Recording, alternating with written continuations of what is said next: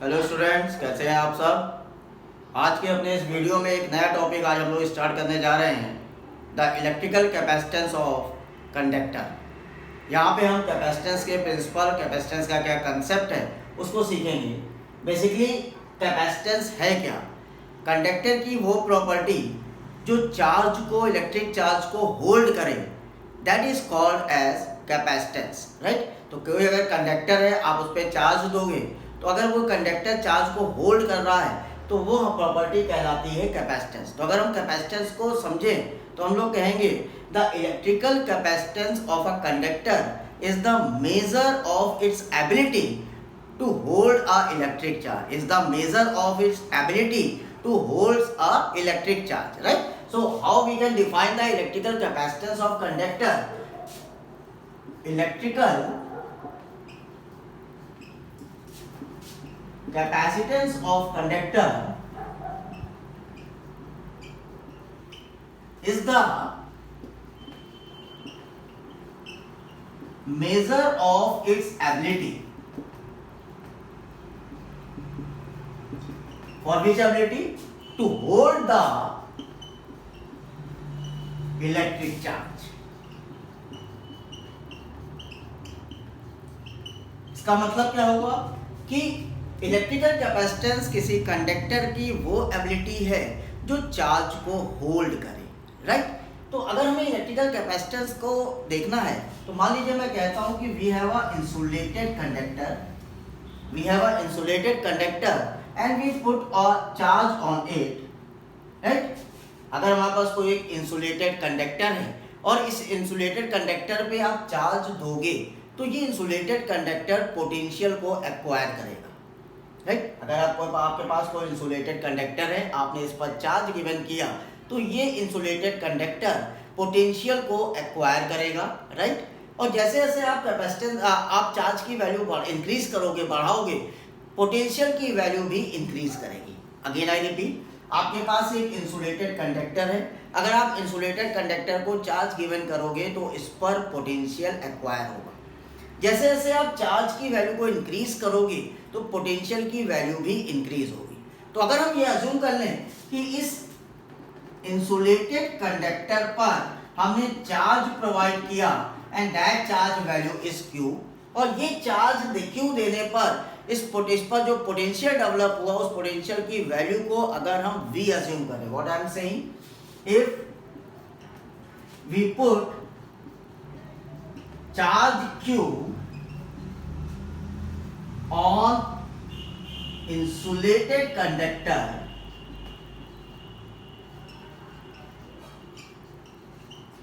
and it produce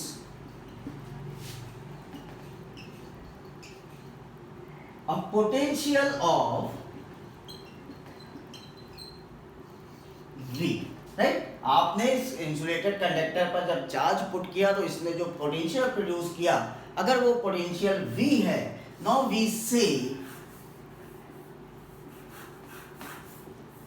Q is proportional to V, we say Q is proportional to V। और अगर हम इस proportionality constant को equality में कन्वर्ट करेंगे, now we say Q is equal to CV, right. So Q proportional to V, और we can say अगर हम प्रोपोर्शनैलिटी को इक्वलिटी में कन्वर्ट कर रहे हैं then we say Q is equal to CV। C is what? Where C is constant known as capacitance of conductor।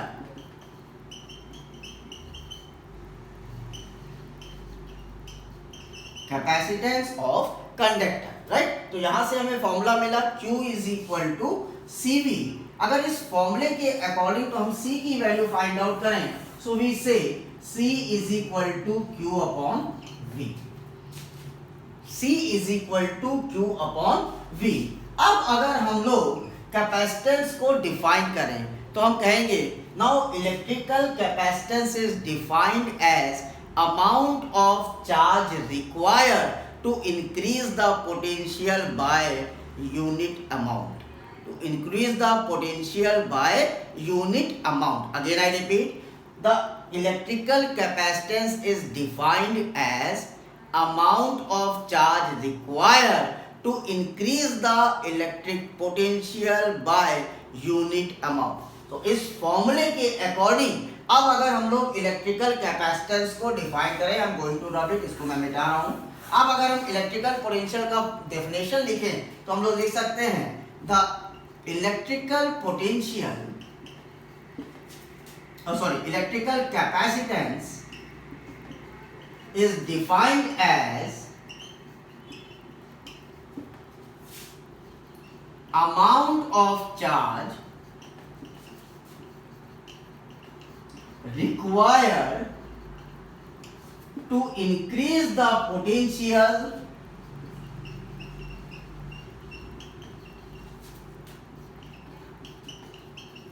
on a conductor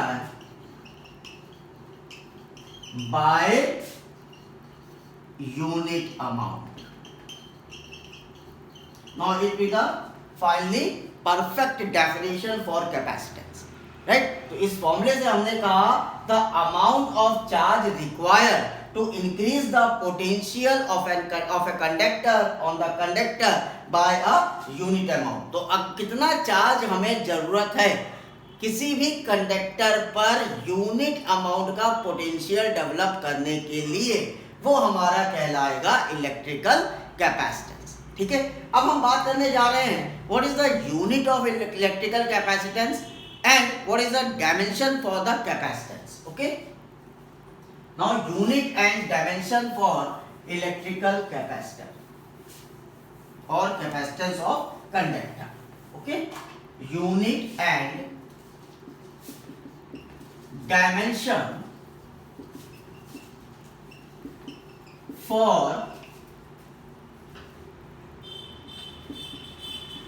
electrical capacitance।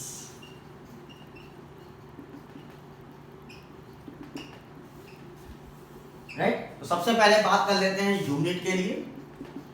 Generally capacitance का unit हम लोग decide करते हैं farad में, right. So unit for the capacitance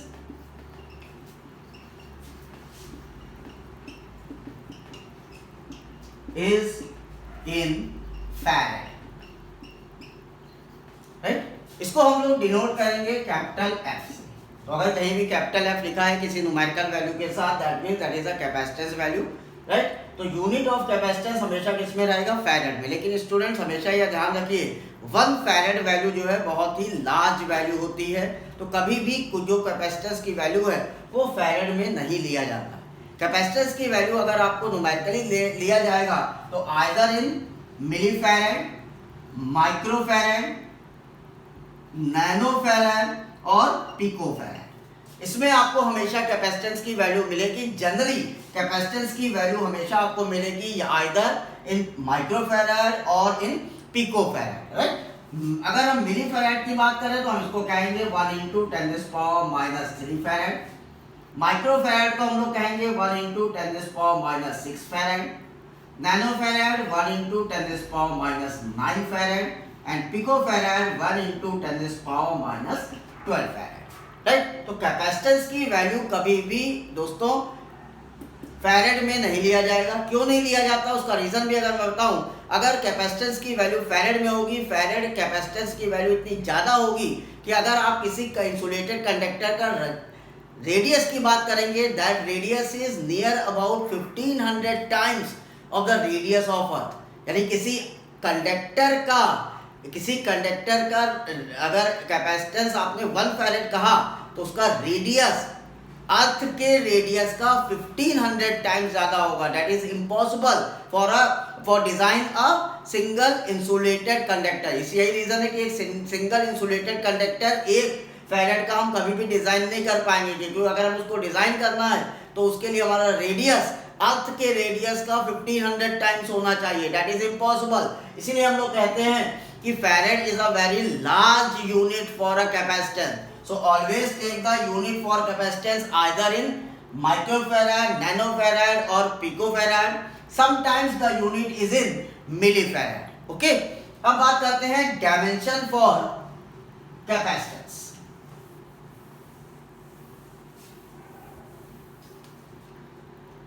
dimension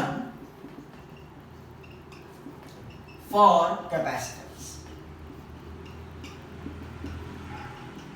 अगर हमें capacitance का dimension find out करना है तो हमें पता है कि कैपेसिटेंस का फॉर्मूला है C is equal to Q upon V, right. Q और V दोनों ही हमारी डिराइव्ड यूनिट्स है, डिराइव्ड फिजिकल क्वांटिटीज है, राइट। तो अगर हम Q को देखें तो हम लोग Q को लिख सकते हैं करंट मल्टीप्लाइड बाय टाइम, और V को हम लोग लिख सकते हैं work done upon charge. Okay, तो हमने यहाँ पर Q को लिखा current multiplied by time I into T, और वर्क डन को लिखा पोटेंशियल को लिखा work done upon charge, right. लेकिन अगेन हमको पता है कि चार्ज हमारी डिराइव्ड फिजिकल क्वांटिटी है, तो इस चार्ज को भी हम क्या लिख सकते हैं I into T upon W by I into T, right. Again हमने चार्ज को क्या लिख दिया करंट मल्टीप्लाइड बाय टाइम। अब अगर हम इसको देखें तो हमारा टर्म बन गया I into T into I into T, इसको आप न्यूमरेटर में लेके गए upon work done. Okay, now अब इसको देखें तो हमारा फॉर्मूला हो गया I square T square upon W। W is what work done.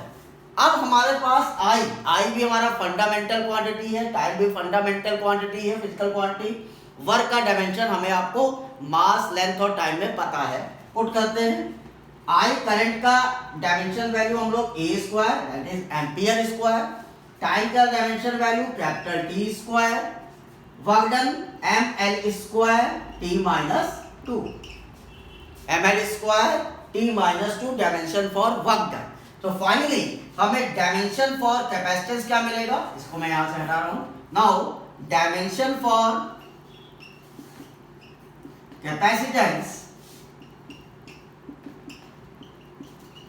is equal to m minus 1, right, L minus 2, right, T raised to the power 4 and A square.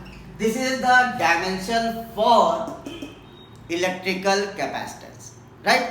Now अब बात होती है कि कैपेसिटेंस किस किस factor पर depend करेगा। पहली बात तो ये ध्यान रखिए, capacitor is used to hold the charge and store the energy. Electrical energy को स्टोर करने के और चार्ज को होल्ड करने के काम में कैपेसिटेंस आता है।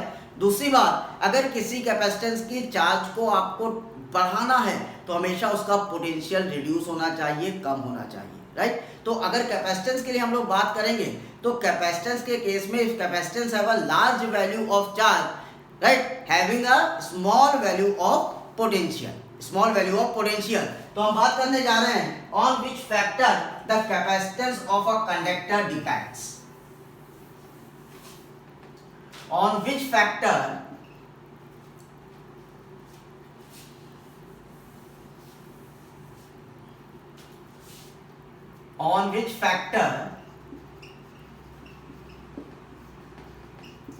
capacitance of a conductor depends,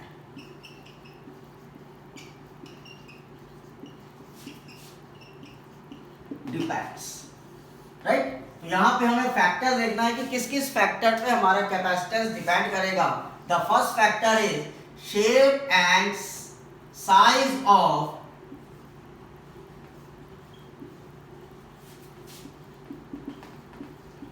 conductor.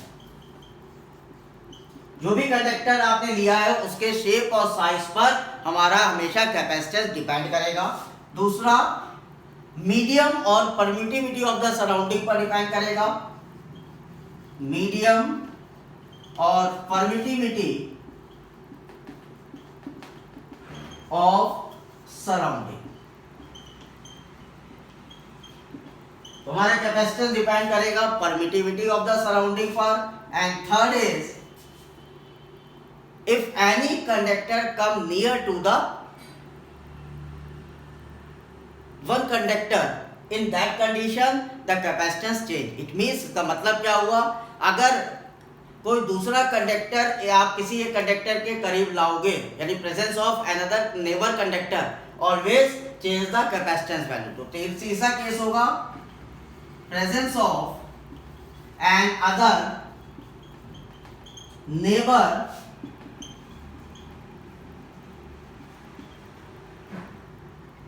conductor, presence of an other neighbor conductor, right. तो तीन फैक्टर्स हैं जिस पर हमारा कंडक्टर का कैपेसिटेंस डिपेंड करेगा, shape and size of conductor, medium और permittivity of the conductor surrounding, and third presence of another neighbour conductor. कोई अदर कंडक्टर की प्रेजेंस अगर होगी तो हमेशा हमारा कंडक्टर कैपेसिटेंस जो है कंडक्टर का चेंज होगा, उस पर हमेशा डिपेंड करेगा। Okay, next is symbolic diagram of capacitor.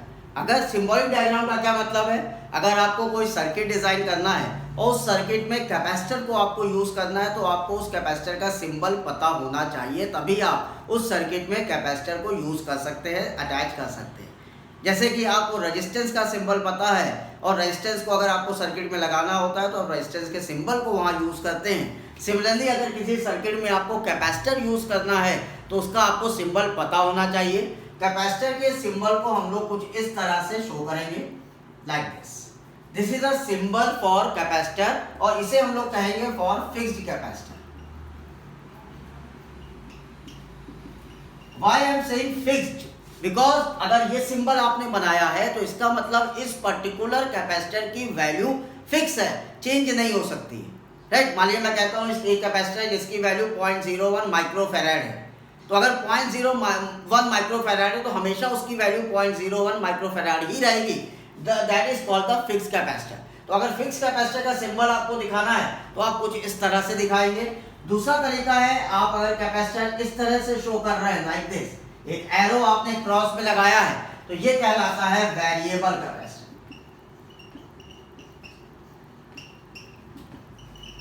ये आपका कहलाएगा variable capacitor. Variable capacitor means आप कैपेसिटर की वैल्यू को चेंज कर सकते हैं। तो अगर कैपेसिटर की वैल्यू चेंज हो रही है तो वो कैपेसिटर्स हमारे कहलाएंगे वेरिएबल कैपेसिटर, लेकिन अगर कैपेसिटर की वैल्यू कांस्टेंट है तो हमारा कैपेसिटर कहलाएगा fixed capacitor. Okay, next topic पर आते हैं, प्रिंसिपल ऑफ कैपेसिटर। कैपेसिटर का किस तरह से चार्ज एक्वायर करता है, किस तरह से कैपेसिटेंस इंक्रीज करेगा, पोटेंशियल अगर डिक्रीज हो, इस कंसेप्ट को यहाँ पर देखते हैं। कंसेप्ट के अकॉर्डिंग अगर मैंने एक कंडक्टिंग प्लेट लिया है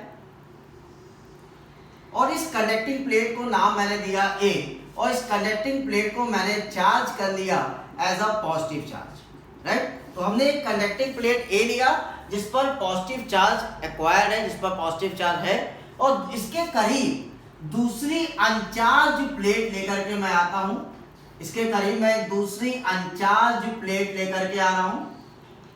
ये प्लेट हमारी B है जो अनचार्ज है इनिशियली, लेकिन अगर प्लेट A पॉजिटिव चार्ज है और उसके करीब आप अनचार्ज प्लेट को लाएंगे तो बाय द इंडक्शन इस प्लेट B का, जो कि प्लेट A के नियरेस्ट फेस है, वहां पर नेगेटिव चार्ज डेवलप होगा, और जो फेस प्लेट A के दूर है वहां पर पॉजिटिव चार्ज डेवलप होगा,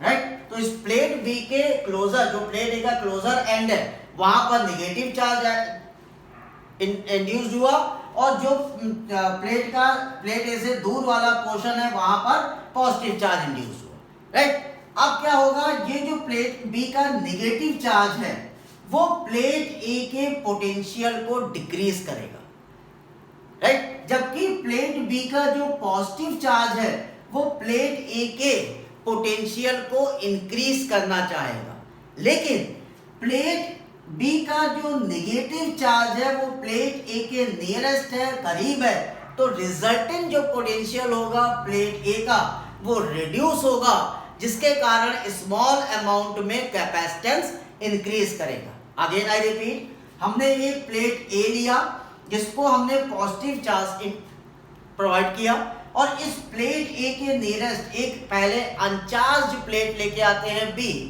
बाय द इंडक्शन प्रोसेस इस प्लेट B के क्लोजर फेस पर, क्लोजर फेस मतलब जो फेस A के करीब है, वहां पर नेगेटिव चार्ज इंड्यूस होगा, और जो फादर पोर्शन है वहां पर पॉजिटिव चार्ज इंड्यूस होगा, राइट। दूसरी बात, नेगेटिव चार्ज जो प्लेट B का है वो प्लेट A के पोटेंशियल को डिक्रीज करना चाहेगा, और पॉजिटिव चार्ज प्लेट B का इस प्लेट ए के पोटेंशियल को इंक्रीज करना चाहेगा, लेकिन जो निगेटिव चार्ज है वो प्लेट ए के नियरेस्ट है, क्लोज है, तो नेट पोटेंशियल जो ए पर होगा वो डिक्रीज करेगा, जिससे कि स्मॉल अमाउंट का कैपेसिटेंस इंक्रीज होगा, स्मॉल अमाउंट का अभी कैपेसिटेंस इंक्रीज होगा। लेकिन अगर इसी सिचुएशन को कुछ इस तरह से देखें, हम लोगों ने प्लेट ए लिया, पॉजिटिव चार्ज, इसके नियरेस्ट हम लोग लाए थे प्लेट बी, जिसका एक फेस नेगेटिव चार्ज से इंड्यूस्ड हुआ और जो फेस ए से दूर है वो पॉजिटिव चार्ज से इंड्यूस्ड हुआ। लेकिन हम लोगों ने प्लेट बी का ये जो पॉजिटिव फेस है इसको ग्राउंड से कनेक्ट कर दिया, राइट? किससे कनेक्ट कर दिया हमने? ग्राउंड।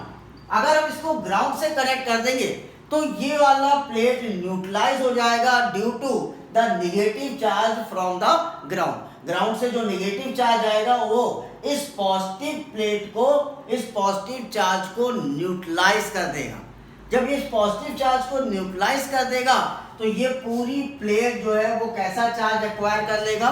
निगेटिव चार्ज एक्वायर करेगा, और ये प्लेट हमारे प्लेट ए के पोटेंशियल को डिक्रीज करेगा, जिससे लार्ज अमाउंट का कैपेसिटेंस इंक्रीज होगा, जिससे लार्ज अमाउंट में कैपेसिटेंस इंक्रीज होगा, क्योंकि हमें पता है C is equal to Q upon V। अगर पोटेंशियल डिक्रीज करेगा तो क्या चीज बढ़ेगी? यस, कैपेसिटेंस इंक्रीज करेगा। इस कंडीशन पे ये वाला चार्ज जो है नेगेटिव, ये प्लेट ए के पोटेंशियल को डिक्रीज तो कर रहा था, लेकिन पॉजिटिव चार्ज उस पोटेंशियल को बढ़ा भी रहा था, इसलिए स्मॉल अमाउंट का पोटेंशियल डिक्रीज हुआ था, जिससे कि स्मॉल अमाउंट का ही कैपेसिटेंस इंक्रीज हुआ। लेकिन जब हमने ग्राउंड कर दिया पॉजिटिव इस साइड वाली प्लेट को, प्लेट बी का ये जो आउटर पोर्शन है इसको जब हमने ग्राउंड कनेक्ट किया तो ग्राउंड से निगेटिव चार्ज के थ्रू ये वाला पोर्शन हमारा कैसा बन गया? न्यूट्रलाइज हो गया। न्यूट्रलाइज अगर मैं इसको करूं तो मैं यहां से पॉजिटिव चार्ज हटा देता हूं। अब जब ये न्यूट्रलाइज हुआ तो सिर्फ इस प्लेट पर कैसा चार्ज रह गया? निगेटिव चार्ज, और ये निगेटिव चार्ज यहाँ के पोटेंशियल को डिक्रीज करेगा, जिससे कि कैपेसिटेंस लार्ज अमाउंट में इंक्रीज होगा। तो this is the principle for the capacitor. किस तरह से कैपेसिटर पर चार्ज होल्ड होता है वो हमारा ये प्रिंसिपल है। कैपेसिटेंस एक तो चार्ज को होल्ड करता है, और दूसरा काम capacitance always store the electrical energy. ये दोनों बात ध्यान रखिएगा।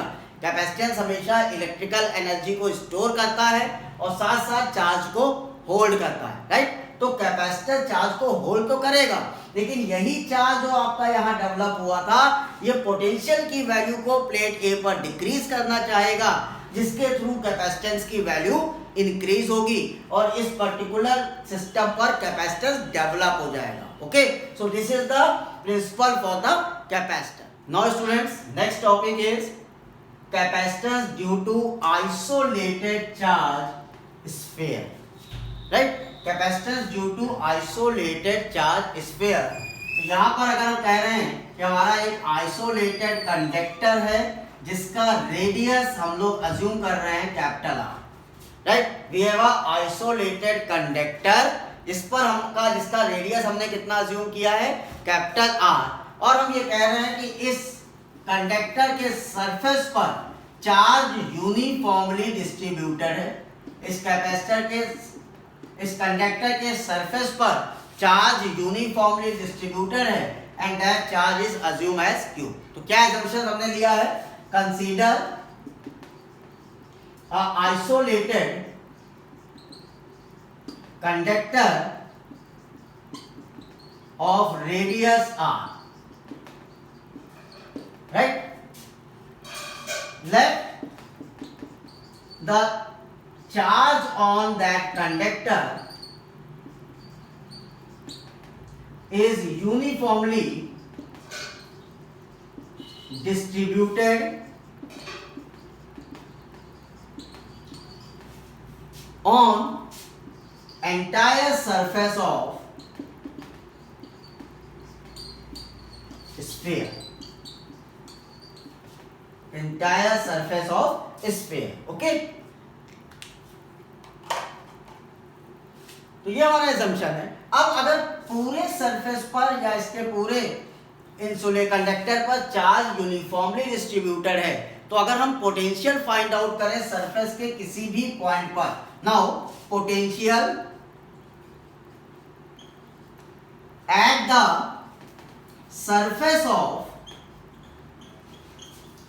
कंडक्टर, अगर इस कंडक्टर के सरफेस पे आप कहीं भी पोटेंशियल निकालोगे तो उस पोटेंशियल की वैल्यू आप क्या लिखोगे, आपने सीख रखा है, yes 1/4πε0 Q by capital R। Okay, हमें क्या फाइंड आउट करना है, हम लोगों को कैपेसिटेंस फाइंड आउट करना है, राइट। तो हमें पता है कि कैपेसिटेंस का फॉर्मूला होता है C = Q/V। Capacitance formula is C = Q/V। तो कैपेसिटेंस का अगर हम फॉर्मूला अप्लाई करें, C = by the formula of capacitance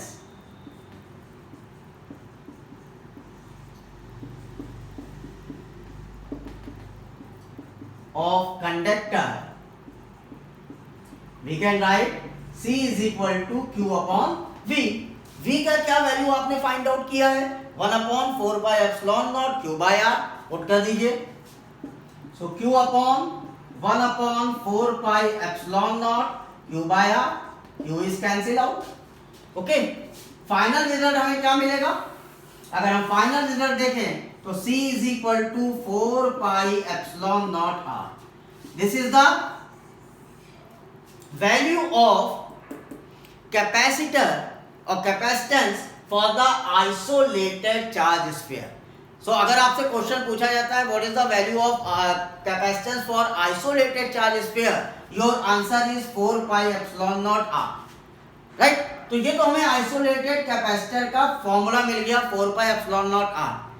मान लीजिए मैं कहता हूं कि इस आइसोलेटेड, बड़ा इंपॉर्टेंट पॉइंट है, थोड़ा ध्यान दीजिएगा, ये तो फॉर्मूला निकाल दिया है, नेक्स्ट आता हूं मैं। मान लीजिए मैं कह रहा हूं कि इस आइसोलेटेड कंडक्टर का जो कैपेसिटेंस है वो मैं आपसे कह दे रहा हूं 1 फैराड है। कैपेसिटेंस कितना है, 1 फैराड है। तो क्या आप मुझे रेडियस पता करके बता सकते हैं कि इस आइसोलेटेड कंडक्टर का रेडियस कितना होगा? यस, अगर मैं यहां पे क्वेश्चन ले रहा हूं, इफ any isolated conductor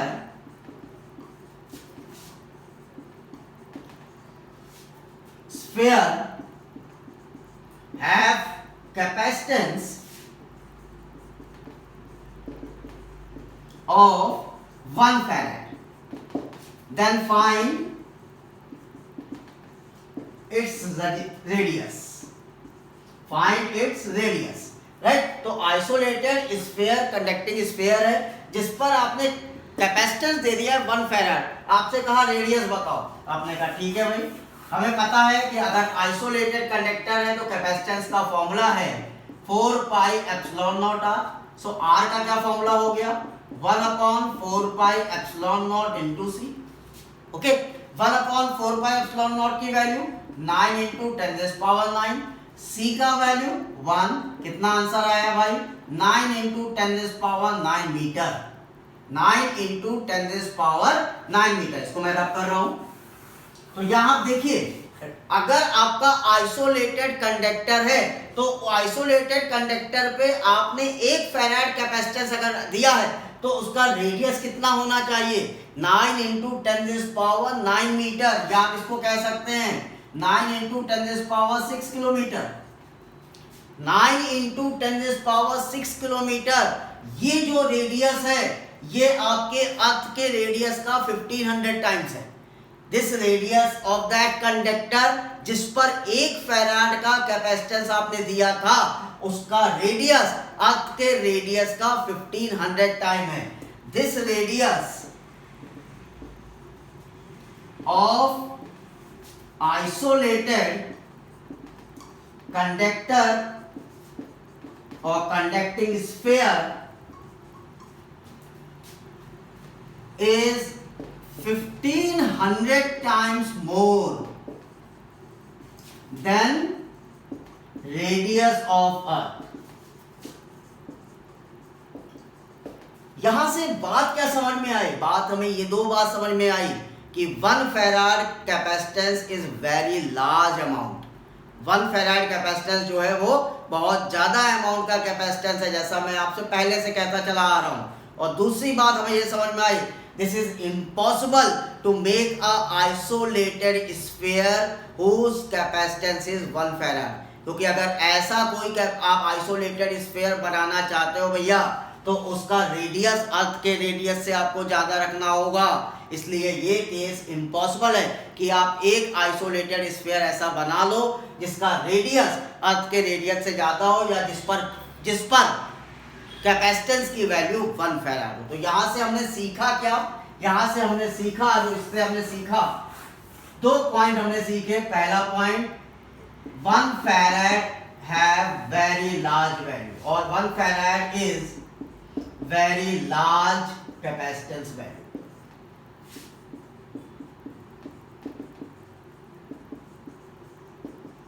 और दूसरी बात हमने सीखी, इट इज इम्पॉसिबल